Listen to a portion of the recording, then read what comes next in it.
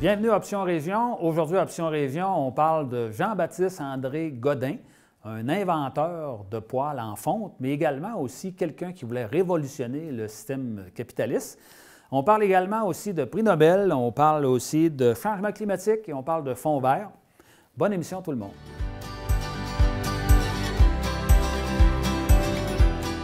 Il y a quelques semaines, je vous ai parlé des cités-jardins. Les cités-jardins, c'est des villes modèles qui avaient été mises en place par des entrepreneurs plus généreux que d'autres qui voulaient améliorer, entre autres, le sort de leurs travailleurs et de leurs travailleuses. On va revenir sur le sujet, parce que là, on va aller encore plus loin. Avec les cités-jardins, on peut dire qu'on a amélioré le sort des travailleurs, mais il y en a des gens qui ont voulu aller plus loin que ça encore et même de changer le système capitaliste. C'est en fouillant un peu par hasard sur le net, on fouille des fois sur toutes sortes de choses, que j'ai tombé sur un gars qui s'appelle Jean-Baptiste André Godin, qui, lui, on dit que c'est l'inventeur de l'économie sociale. Et lui, il a mis en place un nouveau système qui allait remplacer le capitalisme. En tout cas, c'est ce qu'il voulait faire. Fait que là, on va beaucoup plus loin que d'améliorer le sort des travailleurs. On veut avoir un nouveau système économique, ce qui n'est pas toujours évident. Le livre a été écrit par un Français, Jean-François Drapéry. C'est aux éditions Repas. Ça a été édité en 2014. Qui c'est ça, Jean-Baptiste André Godin? Si je vous dis ce nom-là, probablement que ça ne vous dit pas grand-chose, ça ne me disait rien non plus, moi, avant. Mais c'est un gars qui aurait pu devenir plus célèbre que Karl Marx lui-même s'il avait duré plus longtemps dans le temps. Il est né en France en 1817 puis il est mort en 1888. C'est celui qui a inventé les poêles Godin. Ça, c'est peut-être quelque chose que vous connaissez. Il y en a peut-être à la maison là, qui ont des poêles Godin. Comme vous pouvez voir à l'écran, des poêles qui sont vendus actuellement au Québec et un peu partout dans le monde, c'est l'inventeur. C'est-à-dire que quand vous allez faire marcher votre poêle à bois ou quand vous allez regarder votre poêle à bois, vous allez pouvoir dire « j'ai un bon poêle, un bon produit », mais en plus, ça provient d'un gars qui voulait inventer un nouveau système économique qui aurait été meilleur que le capitalisme. Quand même intéressant. Jean-Baptiste André Godin, non seulement il voulait faire un nouveau système, comme je le disais, il voulait avoir un système qui était coopératif, qui était plus juste, plus équitable, mais il y a aussi l'aspect inventeur. C'est lui qui a inventé les poêles en fonte. Avant ça, on a des poêles en tôle, en métal, mais ça ne dure pas, c'est pas très beau, c'est carré, c'est pas très artistique. Mais lui, il va véritablement mettre de l'avant les poêles en fonte qui vont être plus solides, qui vont être plus durables, qui vont être plus intéressants à tout point de vue. Si Jean-Baptiste André Godin avait été comme les autres entrepreneurs, peut-être qu'il serait contenté d'avoir fait son invention, puis d'en profiter, de vivre avec ça, puis de léguer des millions à ses descendants. Mais lui, ce n'est pas ça qui l'importait le plus. Pour lui, le plus important, ce n'était pas de faire des inventions, même s'il aimait ça, c'était d'inventer un nouveau système économique. C'est ça qui lui plaisait le plus et il voulait le mettre en pratique. Alors que malheureusement, aujourd'hui, la plupart des entreprises, en tout cas certainement beaucoup d'entreprises, ne se préoccupent pas tellement des questions de santé, d'éducation de leurs employés. Lui, c'était fondamental. Il disait que ça faisait partie de la responsabilité des entreprises de faire ça si l'État n'était pas là pour s'en occuper. Je vous disais il y a quelques semaines là, que nos entreprises aujourd'hui délaissent à l'État un paquet d'affaires, comme la question des routes qui vont transporter les employés, la question des hôpitaux, des écoles, etc. Les entreprises disaient ça, c'est le rôle de l'État. Oui, mais peut-être que les entreprises doivent avoir un rôle à jouer aussi, parce que dans le fond, c'est eux autres qui en profitent assez souvent. Notre ami Godin, il est né dans une petite municipalité dans le nord de la France, à proximité d'une ville qui s'appelle Guise. Ça, c'est proche de la frontière avec la Belgique. C'est là qu'il va construire ce qu'il appelait un familistère. Qu'est-ce que c'est, ça, un familistère? C'est une sorte, c'est un établissement où plusieurs familles vont vivre ensemble, en communauté. Puis ça va être une communauté qui est dotée de toutes sortes de services. Des services de santé, des services de communauté, des services d'éducation, de loisirs, des magasins. Dans le fond, c'est une forme d'autogestion. Il produit tout ce qu'il peut. Puis à ce moment-là, les gens sont autonomes, puis ils travaillent, puis ils coopèrent autant dans la direction de l'usine que dans la direction des choses qui sont autour d'eux, que ce soit les questions de santé ou autres. Fait qu'il y a comme une espèce de grosse coopérative dans laquelle tout le monde participe à cette vie-là. C'était ce qu'on appelle un autodidacte, ça veut dire qu'il a appris par lui-même tout ce qu'il savait. Et en plus, il a travaillé dans des usines dans lesquelles les conditions de travail étaient vraiment dégueulasses. Les conditions de vie aussi dans les logements étaient inacceptables. Et probablement qu'il a dû se dire, si jamais je sors de ce trou-là, moi, je vais faire mieux que ça. Ça, c'est sans doute une de ses motivations. Le deuxième élément qui peut expliquer pourquoi un gars comme lui a décidé de faire cette expérience-là, c'est que sans doute qu'il avait lu des livres qui avaient été écrits par ce qu'on appelait des socialistes utopistes, entre autres des gars comme Fourier, qui, eux autres, proposaient d'avoir une nouvelle économie, une nouvelle façon de vivre. Ces gens-là, qui avaient observé, on pourrait dire, le fonctionnement de la société, trouvaient totalement inacceptable qu'il y ait des gens qui vivent dans des conditions d'opulence vraiment exagérées, comme les rois dans des palais. Ils disaient, c'est pas acceptable qu'il y ait des rois dans des palais durant le temps que les gens sont dans des taudis. C'est pas acceptable non plus que les gens soient dans des conditions de travail totalement inacceptables. Fait qu'ils proposaient, eux autres, un nouveau système qu'ils appelaient eux autres, ils appelaient ça les phalanstères. C'était des petites villes qui auraient eu entre 1800 et 2000 sociétaires, qui auraient bénéficié d'un travail bien rémunéré et qui auraient eu tous les services là, qui vont assurer une bonne qualité de vie. Un des objectifs qu'avaient ces gens-là, c'était de faire des palais pour les travailleurs. Bon, peut-être pas des palais comme on voit, des palais royaux, mais à tout le moins, en tout cas, des beaux et bons logements.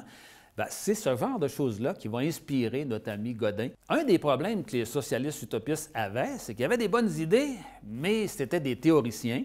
Il n'y avait jamais mis ça en pratique. Puis aussi, il n'y avait pas d'argent. Fait que là, à un bon moment donné, quand arrive Godin, lui, il a de l'argent, puis lui, il dit ce qu'il fait. Lui, il ne fait pas rien que de la théorie. Lui, il dit, s'il veut une idée, il va la mettre en pratique et il a le moyen de la mettre en pratique. Pour Godin, c'est possible de faire un nouveau système sans s'appauvrir et un système dans lequel les gens du peuple vont pouvoir s'élever dans de meilleures conditions, puis également aussi vivre dans des logements sains et avoir un travail digne de ce nom, dans lesquels les travailleurs seront respectés. Quand Godin commence à bâtir son affaire, bien là, il y a beaucoup de monde qui s'oppose à lui, entre autres les marxistes. Les marxistes, ils disent que Godin, c'est bon rien parce qu'il ne veut pas abolir le système capitaliste, il veut juste, on pourrait dire, le rénover ou il veut l'améliorer, il veut le civiliser. Pour les marxistes, Godin, c'est bon rien, il n'y a rien à faire avec ça. Eux autres, il y a juste une chose qui compte, c'est d'abolir le système. Puis en plus aussi, c'est que le système qui est promis par les marxistes, c'est un système qui va être parfait. Ceux qui ont lu un peu là-dessus doivent se rappeler qu'il y avait une phrase que chacun aurait selon ses besoins et que finalement tout le monde serait heureux. On n'a pas vu beaucoup de monde heureux dans le système communiste. Là. Ça a fait dur pas mal de monde qui sont morts dans cette histoire-là. Godin, lui, il refuse la violence. C'est un pacifiste, comme je vous le disais tantôt. Je vous disais que les marxistes, eux autres, proposaient un système parfait. Bien, Godin, il ne croit pas à ça. Lui. Godin, il ne croit pas à la perfection. Il ne croit pas que ni les hommes, ni les sociétés, ni les entreprises peuvent être parfaites. Puis aussi, c'est qu'il reproche aux marxistes de vouloir faire la révolution violente. Lui, il s'oppose à ça. C'est un pacifiste, comme je vous le disais. Puis aussi, c'est qu'il dit que les marxistes, c'est des purs théoriciens, que dans le fond, ils ne connaissent rien, puis qu'ils veulent mettre en pratique quelque chose qui ne tient pas de bout. Puis entre autres aussi, c'est qu'il dit que le système des communistes est basé sur deux éléments qui sont faux. Le premier, c'est de dire que tous les hommes sont égaux. Bien, lui, c'est pas qu'il est contre ça, il aimerait ça que tout le monde soit égaux, mais il se rend bien compte que dans la société, il y a du monde qui vient au monde beau, grand, fort, intelligent, dans une famille riche, alors qu'il y en a qui viennent au monde pas beau, pas fin, pas intelligent, dans une famille pauvre. Ça fait que là, il s'aperçoit là, que c'est de la théorie. Oui, c'est intéressant qu'on puisse dire que tous les hommes sont égaux, mais ce n'est pas tout à fait comme ça dans la réalité. Le deuxième élément que Godin reproche aux marxistes, c'est de croire que c'est possible de planifier l'avenir, de planifier l'économie, de faire en sorte qu'on va décider telle chose, puis c'est comme ça que ça va se passer. Lui, il sait très bien, pour avoir vécu toutes sortes d'expériences, que ça ne se passe jamais comme on pense que ça va se passer. Ça doit vous arriver de temps en temps là, de penser que va faire ça, ça va faire ça, ça va faire ça, puis finalement, ça se passe totalement le contraire de ce qu'on avait pensé. Fait que pour lui, c'est que là, c'est une folie de vouloir, on pourrait dire, planifier l'économie. Ce qu'il faut faire, c'est de s'adapter constamment aux situations changeantes. C'est comme ça qu'on va réussir à avoir un bon projet. Ce n'est pas en imposant, ce n'est pas en croyant qu'on peut planifier, là, ça ne marche pas, ça. C'est ainsi que notre ami Godin va se lancer dans son aventure. Ça va prendre 20 ans pour le début aller jusqu'à la fin de son projet, là, parce qu'il y a quand même des grosses constructions qu'on va pouvoir voir à l'écran. Ça va prendre 15 ans pour que Godin puisse réaliser son projet. C'est quand même un projet assez ambitieux. Ça commence au milieu des années 1850, puis la construction va se terminer autour des années, début de 1870. Bon. Puis lui, il part avec l'idée qu'il est essentiel de vivre dans un beau milieu, dans un bon milieu, et d'être le plus autonome possible. On doit pouvoir s'y loger, on doit pouvoir y travailler, on doit pouvoir produire de la nourriture, et toutes sortes de biens de consommation. Ça prend des logements, des beaux logements, puis on peut voir à l'écran là, la grosseur des bâtiments un peu. Là. Il a fait 800 logements dans son projet. C'est pas une petite affaire, là. 800 logements, c'est une grosse affaire. Là. Dans chacun de ces 800 logements-là, il y a toutes sortes de choses. D'abord, les logements sont gratuits. Il y a l'eau courante, le chauffage, l'éclairage, des chutes à déchets, de grandes fenêtres extérieures et une cour intérieure avec une vue aussi sur la cour intérieure. Puis dans la cour intérieure, elle, il y a un immense plafond de verre pour empêcher les intempéries. Également aussi, c'est qu'il y a une laverie commune, il y a des bains, il y a aussi une usine, bien entendu, pour produire les poêles Godin. Il y a aussi une école, un théâtre, qu'on peut voir une photo encore une fois. Il y a des magasins pour la consommation. Il y a un hôpital, il y a une grande cour intérieure. Il y a également une garderie, une école laïque, une école qui est mixte, garçons et filles ensemble, puis dans lesquelles les garçons et les filles sont traités de la même façon.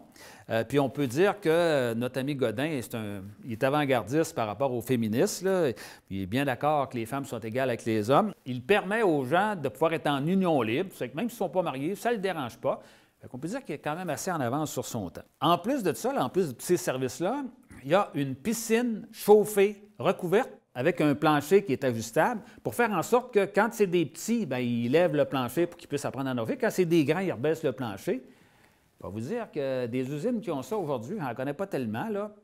Quand on pense qu'on est en 1860, c'est du beau stock. Aussi, il encourageait la participation à toutes sortes d'associations, que ce soit les associations féminines, les associations sportives, religieuses. Dehors, il y avait des espaces pour les jeux en groupe ou individuels, il y avait des écuries, des porcheries, etc. Entre l'usine et les logements, il y avait mis un espace pour ne pas être trop près, puis il y avait un parc qui était là, il y avait une petite rivière, une route. Fait que finalement, c'était à proximité, les gens allaient là à pied. Mais c'était quand même un beau secteur. Au niveau des relations de travail, c'est que les travailleurs choisissent leur contremaître, ils sont propriétaires de leur logement et peuvent les céder à leurs descendants ou à leurs descendantes éventuellement.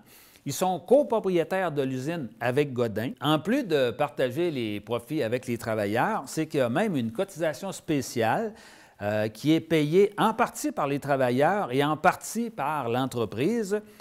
Qui sert à payer une assurance maladie et un régime de retraite. Puis on dit aussi que Godin insistait pour que ce soit comme une grande famille, cette histoire-là, puis que pour que chacun des membres partage le même objectif, la même vision, et qu'ils produisent également des biens de qualité, en l'occurrence les poêles Godin. Parce que pour lui, là, il ne faut pas que ce soit botché, c'est qu'on fait une entreprise qui a les meilleurs poêles, qui a un bon produit, puis c'est comme ça qu'on va réussir à s'enrichir collectivement.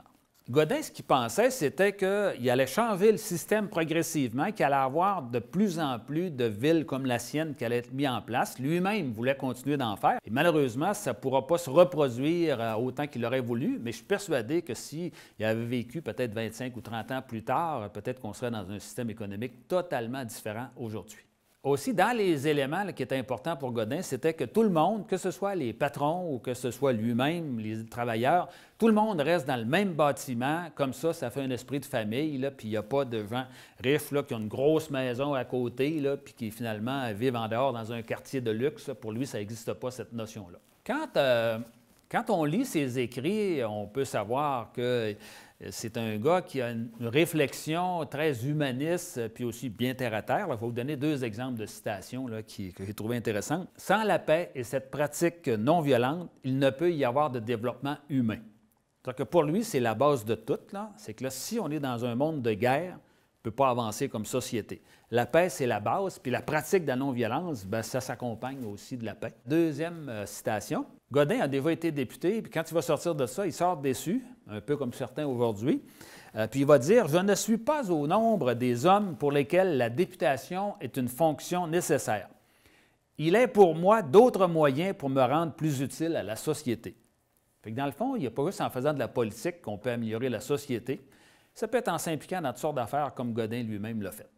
Aussi, Godin, c'est un gars qui a des principes, puis il dit que si on veut avoir des droits, il faut aussi qu'on ait des devoirs. Ça ne va pas l'un sans l'autre. Puis il faut d'abord bien faire son travail. Ça, c'est la base de tout.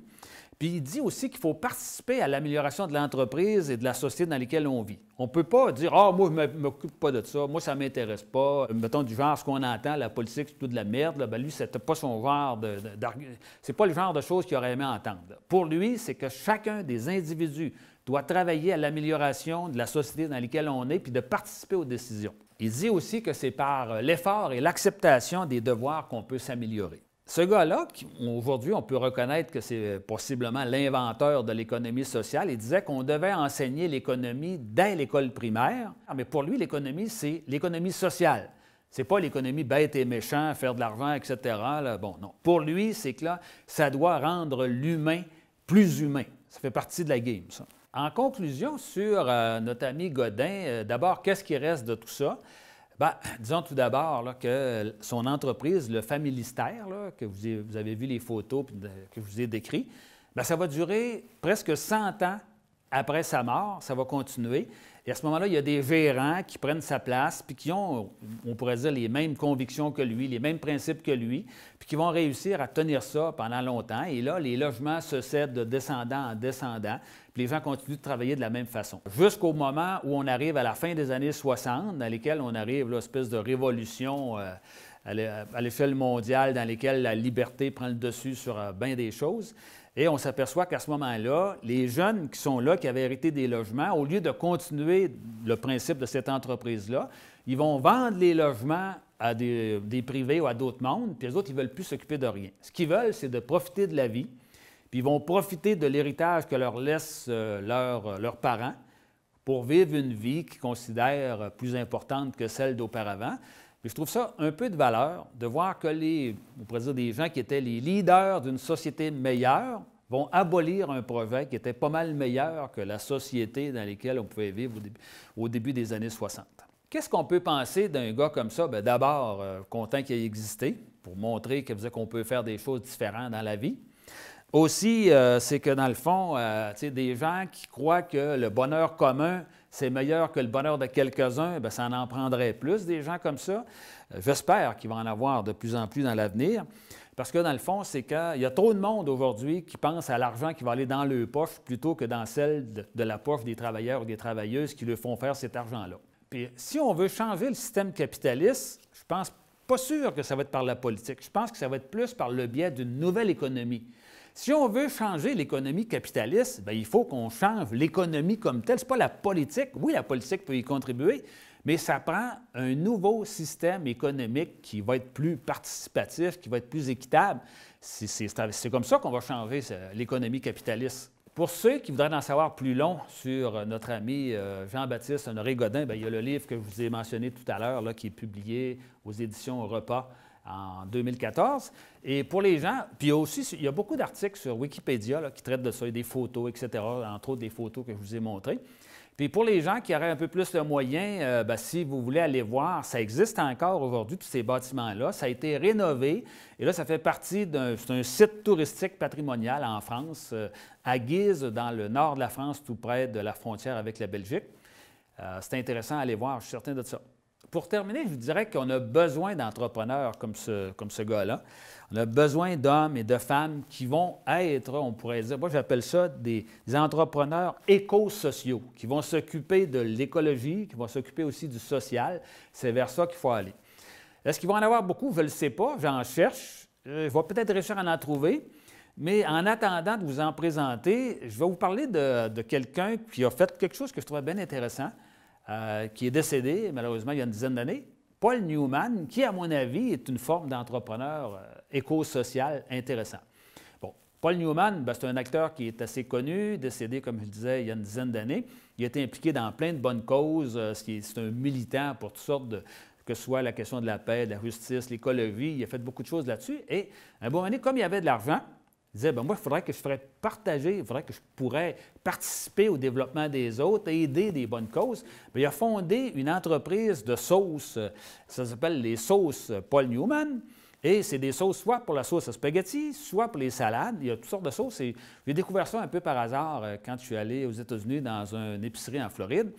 Et ces sauces sont 100% naturelles. Il n'y a pas de colorants, pas de toutes sortes de produits d'agents de conservation, etc. Ils sont 100% naturels.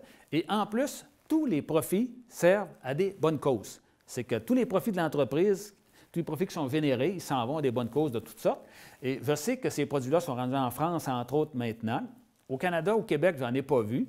Peut-être qu'un jour, il va en avoir. Ce que je souhaiterais, c'est que plutôt que d'avoir les sauces Paul Newman, qu'on puisse avoir peut-être les sauces de, mettons, je ne sais pas, Paul Tremblay, qui pourraient faire en sorte qu'on pourrait reproduire ce que Paul Newman a fait aux États-Unis. Avez-vous intéressé?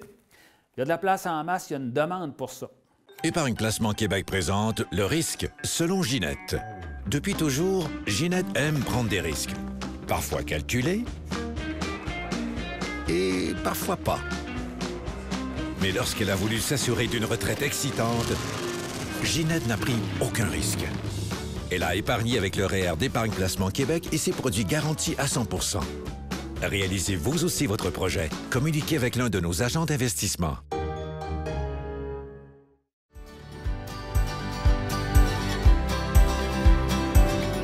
Aujourd'hui, en actualité, on parle de prix Nobel, on parle également de changement climatique et de dépenses militaires. On commence par les prix Nobel. D'abord, d'où ça vient? Pourquoi ça s'appelle Nobel? Bien, ça vient d'un inventeur qui s'appelait Alfred Nobel, qui a vécu de 1833 à 1896 et qui, lui, c'est l'inventeur de la dynamite. Et comme la dynamite, bien, ça l'a aidé peut-être à faire certaines constructions là, pour enlever des roches, mais ça a aussi fait des explosions qui ont tué pas mal de monde. Peut-être qu'il s'est dit qu'il fallait qu'il laisse quelque chose à l'humanité de plus positif. Fait qu'il a laissé un montant d'argent important qui permet de décerner à chaque année des prix Nobel. Il y a des prix Nobel de la paix, de la littérature, etc. Il y a un prix Nobel de l'économie qui n'avait pas nommé, je ne sais pas pourquoi. Puis ça, c'est donné par la Banque de Suède chaque année. En quoi consiste le prix Nobel? Bien, le prix Nobel, il y a une médaille d'or, mais aussi un diplôme et un chèque de 9 millions de couronnes suédoises, qui est la monnaie locale, et ça équivaut à peu près à 1 300 000 $ canadiens. C'est quand même assez important. À qui a été donné le prix Nobel de la paix? Bien, c'est que c'est deux personnes, à mon avis, qui sont grandement méritantes. Le premier, c'est un médecin congolais qui s'appelle Denis Mukwege. Je ne sais pas comment ça se prononce, mais en tout cas, ça doit ressembler à ça. Le plus important, c'est ce qu'il a fait. Lui, c'est un gynécologue qui répare les femmes qui ont été victimes de sévices sexuels, des femmes qui ont été totalement détruites. Il y a eu des choses qui ont été faites par l'armée islamiste, puis d'autres, on pourrait dire, malades mentales du même genre. Faire exploser des grenades dans un vagin de femmes ou toutes sortes de genres de sévices comme ça. Lui, il répare ces femmes-là pour essayer de leur redonner de la dignité, leur redonner de la vie. Et l'autre, c'est une jeune fille qui s'appelle Yazidi Nadia Mourad, qui est une ancienne esclave de l'État islamique, des gens qui peuvent se servir des femmes comme esclaves, comme si de rien n'était, et ça s'est fait au nom de Dieu. J'ai hâte qu'on arrête de se servir de Dieu, on ne sait même pas si ça existe d'ailleurs, et qu'on sert de Dieu pour faire des infamies, il va falloir que ça arrête. Il y a un bon pas qui a été fait dernièrement en donnant les prix Nobel à des gens qui vont pouvoir montrer que, dans le fond, il faut que ça arrête. La paix, on pourrait dire que c'est plus compliqué que ça ne l'air, et je vais vous donner une citation de la jeune fille qui était l'ancienne esclave, l'ancienne esclave sexuelle des islamistes. Elle dit « Un monde plus pacifique ne peut advenir que si les femmes, leur sécurité et leurs droits fondamentaux sont reconnus et préservés en temps de guerre. » Le début de quelque chose. Passe maintenant au changement climatique. Bon, on sait que dernièrement, le GIEC, là, qui est une organisation de scientifiques qui regroupe des milliers de scientifiques, a fait son dernier rapport. Et là, ce qu'on voit, c'est que les objectifs qu'on s'était donnés ne seront pas atteints. Ce qu'on voit, c'est qu'il faudrait faire beaucoup plus d'efforts que ça. Et que là, on est certain qu'il y a déjà une augmentation qui s'en vient, qui est là. On la sent un peu, on pourrait dire. Et qu'il va falloir faire des efforts gigantesques pour pouvoir arrêter ça.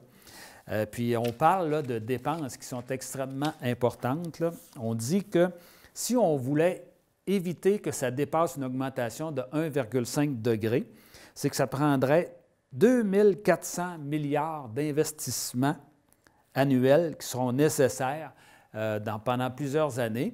Puis là, il y a des gens qui vont dire, bien, on n'a pas le moyen de ça, on est aussi bien d'attendre. Mais le problème, c'est combien va coûter l'inaction? Si on ne fait rien, si le niveau des océans augmente, si le nombre de tempêtes, d'ouragans augmente, combien ça va coûter? Là, c'est qu'il faut aller voir à la source. Si on attend les dégâts, la facture va être drôlement salée. Puis en plus aussi, c'est que oui, c'est beaucoup d'argent, mais savez-vous combien d'argent on dépense par année dans l'industrie militaire, dans les dépenses de toutes sortes pour créer des bombes, pour créer des tanks, pour faire des sous-marins, pour faire toutes sortes de produits qui ont pour objectif, là, je dirais, beaucoup plus de détruire que de construire. Cette année, les dépenses militaires vont atteindre 1 800 milliards de dollars. C'est de la grosse argent, ça. Et ça équivaut, entre autres, là, on dit que ça équivaut à 5 milliards de dollars chaque jour. Chaque jour, on dépense en armement, en bombes, en tout ce que vous voulez, 5 milliards de dollars. Et ça représente, en termes de secondes, là, pour chaque seconde, on dépense 57 000 dollars par seconde dans les dépenses d'armement. Y a-t-il moyen qu'on slack les dépenses militaires, qu'on augmente les dépenses qui vont viser la sécurité et l'avenir de l'humanité? On parle maintenant du Fonds vert. Le gouvernement du Québec a mis, il y a quelques années, mis en place un fonds qu'on appelle le Fonds vert qui sert à faire la lutte contre les gaz à effet de serre. On sait que le problème accentue de plus en plus puis que ça va coûter de l'argent pour pouvoir réparer ça. Ça fait qu'il y a un Fonds vert. Mais le problème, c'est qu'on vient d'apprendre dans un rapport qui a été rapport secret qui a été dévoilé par Le Devoir, c'est qu'on dit que le Fonds vert appuie des actions qui sont plus que discutables. On dit aussi qu'il y a beaucoup du Fonds vert qui est dépensé en pure perte. Autrement dit, c'est qu'on donne des subventions à du monde qui, dans le fond, ne réduisent pas des gaz à effet de serre. On apprend que ce plan-là ne garantit nullement les atteintes des objectifs qu'on s'était fixés.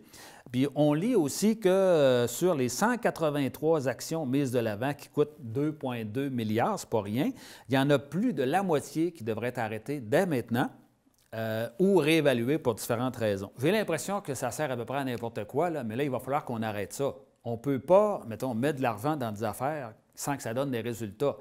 Là, ça ne fonctionne pas. C'est que là, on va manquer d'argent à quelque part, c'est sûr. Là. C'est ainsi que se termine notre émission. La semaine prochaine, on a comme invité M. Camille Desharnais, qui est un géographe et spécialiste de l'aménagement du territoire. On va parler entre autres de zonage agricole, on va parler de développement des petites communautés, un sujet sur lequel j'ai beaucoup d'affection et qui est essentiel à mon avis.